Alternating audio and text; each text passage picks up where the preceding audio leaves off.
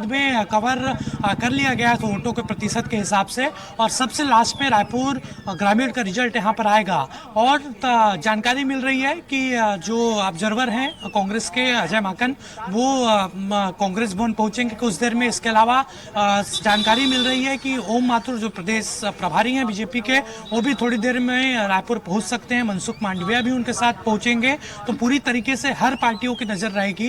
Control room Congress ने तैयार किया है, वहां पर तमाम जो कांग्रेस के पदाधिकारी हैं वो मौजूद रहेंगे। इसके साथ साथ बीजेपी ने भी एकात्म परिसर में तैयारी की गई है। बाकायदा हेल्पलाइन नंबर भी जारी किया गया था बीजेपी के द्वारा, ताकि मतगणना से संबंधी किसी भी प्रकार की परेशानी हो रही है तो डायरेक्ट हेल्पलाइन नंबर पर संपर्क कर, नेताओं से संपर्क कर और समस्याओं को बताया जा सकेगा। ये अपनी अपनी तैयारियां की है। लेकिन कांग्रेस की बात की जाए तो कांग्रेस कॉन्फिडेंट नजर आ रही है कि बहुमत के साथ वो सरकार छत्तीसगढ़ में बनाएगी।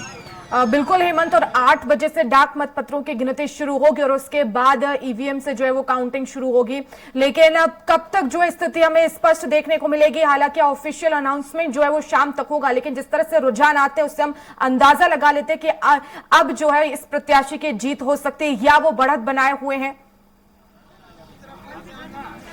देखिए 8 बजे से डाक मतपत्र की गिनती शुरू होगी, 8:30 बजे ईवीएम खुलेगा और मानना जा सकता है कि रुझान आने में 9 बजे के आसपास पहला रुझान आएगा। लेकिन जो स्थिति क्लियर होगी वो 10 बजे के बाद होगी कि कौन से प्रत्याशियों ने बढ़त बनाया है, क्योंकि लगभग ये बताया जा रहा है कि हर विधानसभा के लिए 14-14 टेबल लगाया गया था। और सबसे जो बड़ा विधानसभा है कवर्धा कस्टोल, वहां पर 19-19 राउंड पर गिनती होनी है और बाकी जगहों पर 14 राउंड पर गिनती होनी है। तो हो सकता है कि 12 बजे तक तमाम रायपुर विधानसभा के अलावा कुछ जो छोटे विधानसभा हैं उनका रिजल्ट क्लियर हो जाए। बिल्कुल, तो 14 राउंड में गिनती जो है वो पूरी होगी और कवर्धा कसडोल में जैसा कि आप बता रहे कि 19 राउंड में गिनती होगी। लेकिन फिलहाल क्योंकि एक बड़ी चुनौती, आज अधिकारी कर्मचारी भी बड़ी संख्या में पहुंच रहे हैं, फिलहाल उनके लिए क्या व्यवस्थाएं हैं, ट्रिपल लेयर की सुरक्षा व्यवस्था भी थी, वो आज हमें मिलती हुई नजर आ रही है।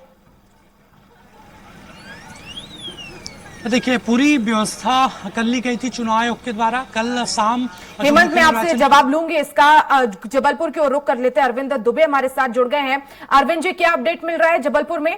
देखिए जबलपुर में पूरी 8 विधानसभा सीटों के लिए इस पर हम मतगणना स्थल कृषि महाविश्वविद्यालय में खड़े हुए हैं और यहाँ पर अभी स्ट्रॉन्ग रूम खुल रहा है और स्ट्रॉन्ग रूम से अब वहाँ पर सबसे पहले जो परीक्षक हैं वे जांच कर रहे हैं कि सभी जो मतपेटियां हैं वे यथावत है, ईवीएम यथावत है या नहीं है, उन सबकी अभी जांच चल रही है। इसके बाद फिर सबसे पहले डाक मतपत्रों को बाहर निकाला जाएगा और डाक मतपत्रों की जब गिनती प्रारंभ होगी उसके ठीक आधे घंटे बाद से ईवीएम में दर्ज मतों की गिनती प्रारंभ होगी। यानी लगभग 7:15 के आसपास यहाँ पर जो ईवीएम से प्राप्त जो वोट निकलेंगे उनकी गिनती यहाँ पर प्रारंभ होगी। और यहाँ पर 126 टेबल बनाई गई हैं इन 8 विधानसभा में सीटों की ईवीएम की मतों की गिनती के लिए।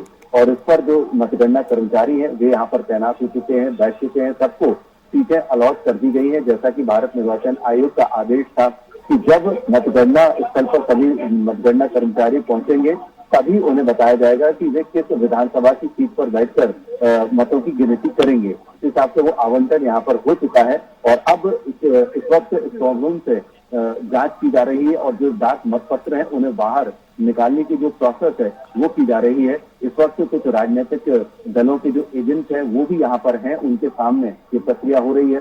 भारत निर्वाचन आयोग के जो प्रेक्षक हैं वे भी यहाँ पर हैं, उनके सामने ही ये प्रक्रिया की जाती है। तो ये तमाम प्रक्रिया इस वक्त चल रही है और स्ट्रॉन्ग रूम से डाक मतपत्र बाहर निकाले जा रहे हैं। अब थोड़ा सा हम राजनीतिक परिदृश्य की भी बात कर लेते हैं। 8 विधानसभा है यहाँ पर, इनमें से ऐसा है कि जो 4 चेहरे हैं कांग्रेस की तरफ से वे तो रिपीट हुए हैं, लेकिन 2 चेहरे ऐसे थे जो पहली बार चुनाव मैदान में उतर रहे हैं। तो जाहिर सी बात है कि उनके लिए थोड़ा एक घबराहट जैसी स्थिति उनके चेहरों पर साफ नजर आ रही है। कुछ इस तरह से देखने को माहौल मिल रहा है। कुछ देर पहले अभी हमने सिटिंग एमएलए कांग्रेस के विनय सक्सेना से बात की थी तो उन्होंने दावा किया था कि वे लगभग 130 से 135 सीटें लेकर कांग्रेस सरकार बना रही है। ये कांग्रेस के जो सिटिंग एमएलए हैं और वर्तमान में उत्तर मध्य विधानसभा जबलपुर की उससे प्रत्याशी हैं कि उनका एक तरह का सुबह सुबह उन्होंने अभी हमारे सामने ये दावा किया है। अभी बीजेपी के लोग यहाँ पर पहुंचना शुरू हो रहे हैं और जैसे ही कोई और बड़ा नेता बीजेपी का आता है अरविंद जी, कितने राउंड में गिनती पूरी होगी जबलपुर में? जबलपुर में लगभग 18 राउंड तय किए गए हैं। जो सबसे बड़ी विधानसभा है वो पाटन की विधानसभा है, उसमें सबसे ज्यादा राउंड होंगे और सबसे अधिकतम जो राउंड है 18 राउंड में ये जो मतगणना है ये कंप्लीट हो जाएगी। तो लगभग माना जा सकता है कि शाम के 6 या 7 बजे तक मतगणना पूरी तरह से कंप्लीट हो जाएगी। 12 बजे के बाद से रुझान आना शुरू हो जाएंगे। लगभग 4 बजे के बाद से स्थिति ये समझ में आ जाएगी कि किस सीट पर कौन सा प्रत्याशी अब बढ़त बना चुका है और वो जीत की ओर अग्रसर हो रहा है। लेकिन जो रिजल्ट हैं वो लगभग 7 से 8 बजे के आसपास ही परिणाम प्राप्त होना शुरू होंगे। तो एक तरह से कहा जा सकता है कि लगभग 8 घंटे जो भारत निर्वाचन आयोग ने समय तय किया है मतगणना के लिए सभी 52 जिलों में। बिल्कुल, तो प्रत्याशियों की धड़कनें तेज हैं और किसकी किस्मत चमकेगी ये थोड़ी देर में पता चलेगा। अरविंद जी बने रहिएगा आप। और रायपुर से बड़ी खबर मिल रही है, सभी श्रेणियों में 1,03,566 डाक मतपत्र हैं और 80 साल से ज्यादा उम्र के लोगों, दिव्यांग और अनिवार्य सेवा वाले मतदाताओं के डाक मतपत्र इसमें शामिल हैं। मतगणना के पहले डाक मतपत्रों की गणना तो वहीं 91,000 से ज्यादा शासकीय कर्मचारियों के पोस्टल बैलेट भी शामिल हैं। तो 8 बजे से डाक मतपत्रों की गिनती शुरू होगी और उसके बाद 8:30 बजे से काउंटिंग शुरू होगी। तो 1,03,000 से ज्यादा डाक मतपत्र हैं। हेमंत, फिलहाल क्या अपडेट मिल रहा है, क्योंकि इस बार एक नवाचार भी किया गया, जो बुजुर्ग हैं उन्हें घर से जो है वोट डालने की सुविधा थी। और किसी को देखा उधर आते हुए? हाँ, देखिए, निर्वाचन आयोग ने वो व्यवस्था की थी और चुनाव के कुछ दिन पहले ही वो प्रक्रिया अपना ली गई थी। जो 80 साल के बुजुर्ग हैं और जिन्होंने अप्लाई किया था कि वो मतदान केंद्र तक नहीं पहुंच सकते वोट डालने, उनके लिए व्यवस्था की गई थी। घर पर जो मतगणना माफ करिएगा मतदान जो कर्मी हैं वो वहां पर पहुंचे थे, उनको वोट वहां पर डलवाया गया डाक मतपत्र के जरिए। और उनके डाक मतपत्र और जो तमाम कर्मचारी हैं, लगभग 91,000 कर्मचारियों ने वोट डाला था डाक मतपत्र के जरिए, उसकी काउंटिंग 8 बजे से शुरू होगी। वो भी काफी महत्वपूर्ण होगा वर्षा कि अधिकारी कर्मचारियों ने किसे वोट दिया है, क्योंकि पैटर्न हमेशा ये रहता है कि जिसकी सरकार रहती है उसकी तरफ तमाम जो अधिकारी कर्मचारी हो जाते हैं। लेकिन कई राज्यों का जो उदाहरण कुछ दिन पहले सामने आया था, कर्नाटक में जिस तरीके से हुआ था कि वहां पर गवर्नमेंट बीजेपी की थी लेकिन डाक मतपत्र के जरिए वोट ज्यादा कांग्रेस को पड़े थे। तो वो देखने वाली बात होगी कि डाक मतपत्र में किनको ज्यादा वोट मिलता है, किसकी यहाँ पर जो संख्या है वो यहाँ पर बढ़ती है। फिलहाल सुरक्षा के लिहाज से भी काफी महत्वपूर्ण यहाँ पर व्यवस्थाएं की गई थी। 3 लेयर की सुरक्षा है। यहाँ पर मोबाइल प्रतिबंधित है, मीडिया के अलावा किसी को मोबाइल ले जाने की इजाजत नहीं है। इसके साथ साथ कुछ देर पहले तमाम जो जिला निर्वाचन अधिकारी हैं वो भी यहाँ पर पहुंचे थे, व्यवस्थाओं का जायजा लिया गया है और सीसीटीवी कैमरे के जरिए निगरानी रखी जा रही है। हमें तस्वीरें लगातार दिखाते जाएं क्योंकि भीड़ बढ़ती जा रही है और हलचलें भी तेज हो रही हैं। देखिए, मैं कैमरामैन को बोलूंगा एक बार कैमरा वहाँ पर घुमाए। जो मेन गेट है यहीं से जो एजेंट है बीजेपी कांग्रेस के वो अंदर जा रहे थे और तमाम तरह की सुरक्षा की व्यवस्था यहाँ पर की गई है। अंदर डीएसपी से लेके सीएस जो टीआई लेवल के अधिकारी हैं वो यहाँ पर मौजूद हैं। कोशिश सही रहेगी सभी की, जैसे रुझान सामने आएगा यहाँ पर भीड़ बढ़ेगी और सुबह से ही भीड़ यहाँ पर नजर आ रही है। बिल्कुल, तो बड़ी संख्या में हम देख रहे हैं कि सुरक्षा बल तैनात है ताकि कोई भी जो है वो अप्रिय घटना ना हो और अगर होती है तो उसे ठीक ढंग से जो है शांतिप्रिय ढंग से उसे निपटा लिया जाए, यही कोशिश रहेगी सुरक्षा बलों की। उज्जैन से इस वक्त आपको बड़ी खबर बता रहे हैं। मतगणना के पहले प्रत्याशियों ने बाबा महाकाल के दर्शन किए हैं। नागदा से कांग्रेस प्रत्याशी दिलीप गुर्जर ने बाबा महाकाल के दर्शन किए। घटिया विधानसभा से बीजेपी प्रत्याशी सतीश मालवीय पहुंचे महाकाल के दरबार। तो तस्वीरें सामने आई हैं, बीजेपी कांग्रेस के प्रत्याशी पहुंचे हैं, बाबा महाकाल के दर्शन किए हैं और जीत के लिए आशीर्वाद लिया है। तो आज का दिन प्रत्याशियों के लिए भी बेहद महत्वपूर्ण दिन है क्योंकि आज किस्मत का फैसला होगा। मतदाताओं का साथ किसे मिला है आज ये पता चलेगा। शाम तक लगभग जो है वो अनाउंसमेंट हो जाएगा और उसके बाद ये पता चलेगा कि आखिर जो है जीता कौन है, बाबा महाकाल का आशीर्वाद किसे मिला है, जनता का साथ किसे मिला है। आशीर्वाद लेने के लिए आए हैं और मध्य प्रदेश को विकसित करने वाली सरकार बने, मध्य प्रदेश में दीन दुखियों की चिंता करने वाली सरकार बने, भारतीय जनता पार्टी की सरकार बने, कमल के फूल वाली सरकार बने। इसी कामना को लेकर मैं आज बाबा महाकाल की शरण में उनके दर्शन का लाभ लेने के लिए आया हूँ। निश्चित ही बाबा महाकाल का आशीर्वाद हम सबको मिलेगा और मध्य प्रदेश के अंदर प्रचंड बहुमत की सरकार बनेगी और घटिया विधानसभा में बाबा के आशीर्वाद से कमल का फूल खिलेगा। सब लोगों को बहुत बहुत मेरी तरफ से जय श्री महाकाल, धन्यवाद। सरकार बनेगी और मेरे भी क्षेत्र में अपना आशीर्वाद दिया है, ईश्वर से बाबा महाकाल को कृपा है। आज पूरी भस्मा आरती आपने शामिल हुए, भस्मा आरती में शामिल होकर आपने क्या बाबा? तो पार्टी हाईकमान करेगी, परंतु हमारे क्षेत्र में जो विभिन्न समस्या है, नागरिक जिला बनाना, ग्रामीण क्षेत्र में नर्मदा का पानी पहुँचाना, श्रमिकों की समस्या है, उन सबको प्राथमिकता के साथ उठाना और नागरिक विकास और क्षेत्र के विकास के लिए काम करना। और चलिए बढ़ते आगे। झाबुआ से बड़ी खबर मिल रही है। थांदला, पेटलावद और झाबुआ में काउंटिंग विधानसभा में 26 राउंड में गिनती होगी। झाबुआ विधानसभा की बात कर रहे हैं जहां 26 राउंड में गिनती पूरी होगी। पेटलावद की बात करें तो 23 राउंड में यहां पर गिनती होगी। तो वहीं थांदला विधानसभा में मतगणना में 22 राउंड होंगे। तीनों विधानसभाओं में 76% मतदान हुआ था और विधानसभा में काउंटिंग का काउंटडाउन अब थोड़ी देर में शुरू होगा। झाबुआ जिले के तीनों विधानसभा में 76% मतदान हुआ और लगभग झाबुआ विधानसभा की बात करें तो 26 राउंड में गिनती पूरी होगी और पेटलावद में 23। तो वहीं थांदला विधानसभा में मतगणना 22 राउंड के लिए 14 टेबल लगाई गई हैं। झाबुआ मतगणना स्थल पॉलिटेक्निक कॉलेज पुलिस छावनी में तब्दील कर दिया गया है। 3 लेयर की कड़ी सुरक्षा व्यवस्था के इंतजाम किए गए हैं और ईवीएम को मतगणना स्थल तक लाया जाएगा। तो 3 लेयर की सुरक्षा व्यवस्था होगी और ईवीएम को मतगणना स्थल तक लाया जाएगा। और दशरथ कट्टा हमारे साथ ज्यादा जानकारी के लिए फोन लाइन पर जुड़ गए हैं। दशरथ, क्या अपडेट मिल रहा है? जी बिल्कुल बताना चाहूंगा मैं। अभी इस वक्त पॉलिटेक्निक कॉलेज में हूँ झाबुआ, जहाँ तीनों विधानसभा के मतगणना की जो टोटल गिनती होना है।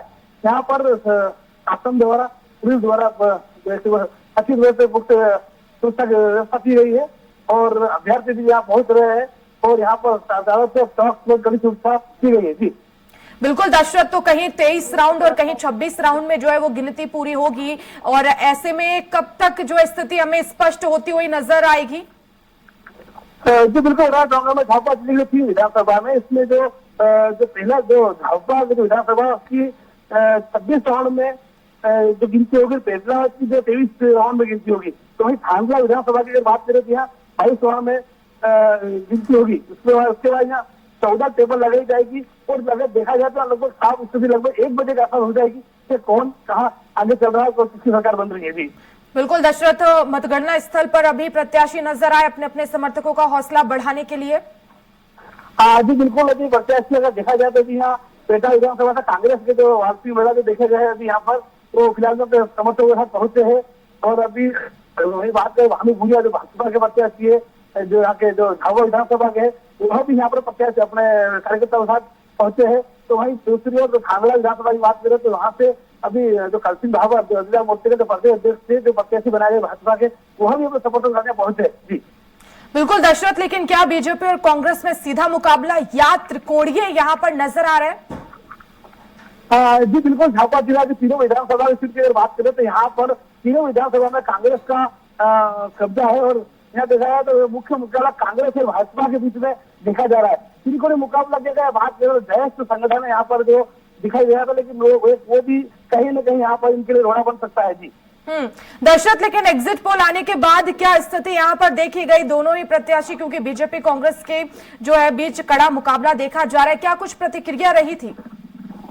जी बिल्कुल, यहाँ पर कड़ा मुकाबले की अगर बात करें, बात करें यहाँ पर जो झाबुआ जिला है जो कांग्रेस का गढ़ माना जाता है यहाँ पर, क्योंकि यहाँ जो वर्तमान विधायक है झाबुआ से कांतिलाल भूरिया जो 2 बार कैबिनेट के मंत्री रहे हैं कांग्रेस के, और उनके बेटे विक्रांत भूरिया जो युद्ध कांग्रेस के प्रदेश अध्यक्ष थे, वो यहाँ इस तरह प्रत्याशी के रूप में खड़े हैं। तो कहीं के देखा जाए त्रिकोणीय मुकाबला तो बना हुआ है, लेकिन फिर भी यहाँ पर देखा जाए तो जहाँ जो 85% जो आदिवासी है, जो कि आदिवासी फैक्टर पूरा कहीं ना कहीं कांग्रेस को सपोर्ट में रहता है। जी दशरथ, लेकिन टीम आखिर कितनी तैयार है, क्योंकि 8 बजे से डाक मत पत्रों की गिनती शुरू होगी?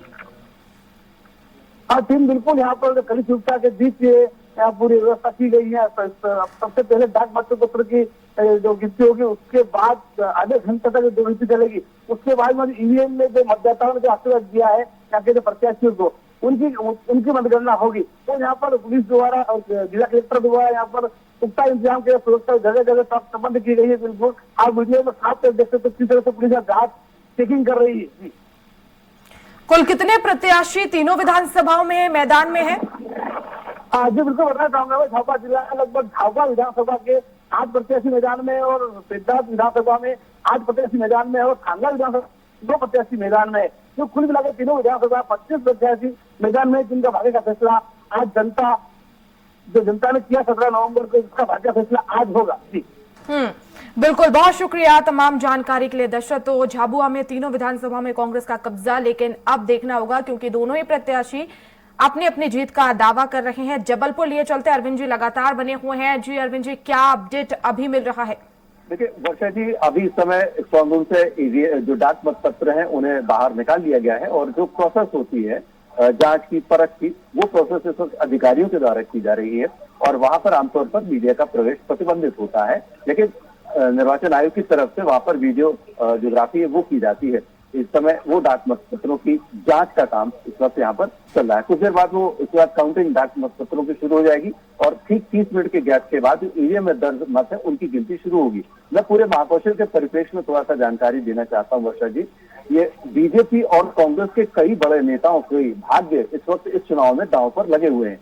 यदि हम बीजेपी की बात करें तो केंद्रीय राज्य मंत्री प्रहलाद पटेल, केंद्रीय राज्य मंत्री फग्गन सिंह कुलस्ते, पूर्व में राज्य मंत्री रह चुके संजय पाठक, पूर्व में कैबिनेट मंत्री रह चुके अजय बिश्नोई, सांसद राकेश सिंह, ये बीजेपी के वो बड़े नाम हैं जिन्हें इस बार पार्टी ने चुनावी मैदान, विधानसभा के चुनाव मैदान में उतारा है और इनका भी पूरा का पूरा कैरियर दांव पर लगा हुआ है।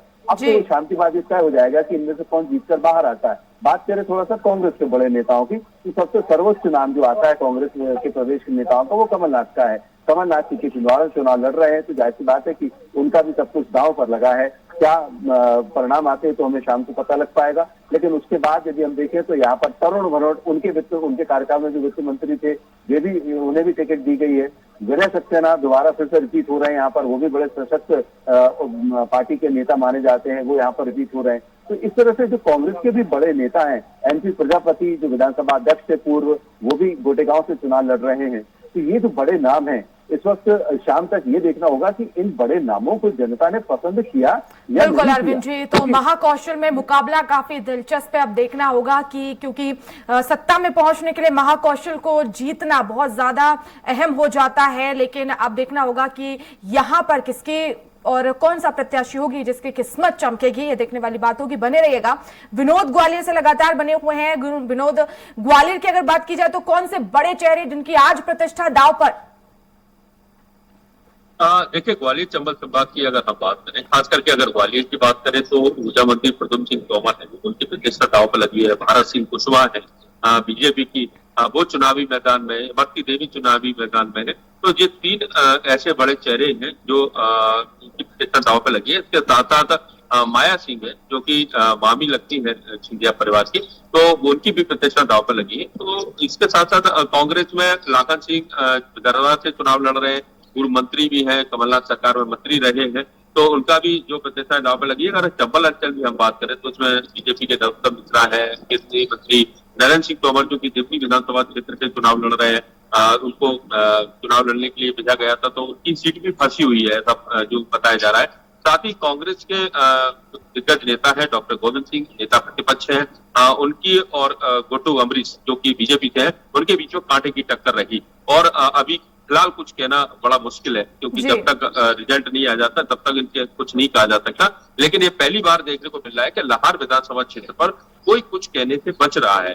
लेकिन अक्सर होता ये था कि लाहौर विधानसभा क्षेत्र एक तरफा मानी जाती थी, इस बार वो भी कहीं ना कहीं फंसी हुई है। डाक मतपत्रों की जो गिनती है वो शुरू होने वाली है। उसके बाद बिल्कुल, तो सेफ सीट भी पार्टियों के लिए जो है वो फंसती हुई नजर आ रही है। लेकिन अब देखना होगा कि मतदाताओं का साथ किसे मिला है। बने रहिएगा। इंदौर लिए चलते हैं। विकास लगातार बने हुए हैं। जी विकास, किस तरह की हलचल, क्योंकि थोड़ी ही देर में अब डाक मतपत्रों की गिनती शुरू होगी। देखिए चंद मिनट कह सकते हैं, चंद मिनट जो है बाकी है और डाक मतपत्र की गिनती जो है शुरू होने वाली है। इस वक्त हमारे साथ मौजूद है इंदौर शहर कांग्रेस के शहर अध्यक्ष सुरजीत सिंह चड्डा जी। चड्डा जी, किस तरह की तैयारियां हैं, मतगणना होनी है, कुछ आपत्ति भी ली थी आपने कल जब आए थे, तो क्या लगता है किस तरह की तैयारी की गई है? देखिए तैयारी कल ऐसा था कि हम लोग जो दिव्यांग और वरिष्ठ सीनियर सिटीजन और जो सरकारी कर्मचारियों के बैलेट थे वो कल यहाँ ट्रेजरी से आए थे और जब हमने स्ट्रांग रूम देखा तो वहाँ पर एक जगह प्लाई लगी हुई थी। स्ट्रांग रूम का मतलब होता है कि वो पूरा आरसीसी से कवर्ड हो और उसमें दरवाजा हो और लॉक लगा हो। वो व्यवस्था हमको नहीं थी कि हमने एडीएम मैडम को इमीडिएट उसकी आपत्ति ली और वहाँ पर हम दीवार खड़ी करवाई और दीवार खड़ी करवाने के बाद हम लोगों ने उसको प्रॉपर जब देखा ठीक है तो हमने एक्सेप्ट किया और उसको फिर हमने पेटियां रखवा के और सील करवा दिया। इंदौर जिले में 9 विधानसभा है। पिछले चुनाव का परिणाम की बात करें तो 5 बीजेपी को मिली थी, 4 कांग्रेस को मिली थी। उसके बाद जो है सरकार सत्ता परिवर्तन हुई, कांग्रेस सरकार बनी थी। किस तरह से देखते हैं 2023 से अब कुछ ही देर के अंदर जो है मतगणना शुरू होने वाली है, क्या लगता है इंदौर जिले की 9 सीटों को लेकर? देखिए कांग्रेस मध्य प्रदेश में सरकार बना रही है, बिल्कुल, तो कांग्रेस हम लोग यहाँ पर जीत का दावा कर रही है, लेकिन स्थिति नतीजे में क्या हैं। होंगे ये देखने वाली बात होगी। विकास में लौटूंगी आपके पास।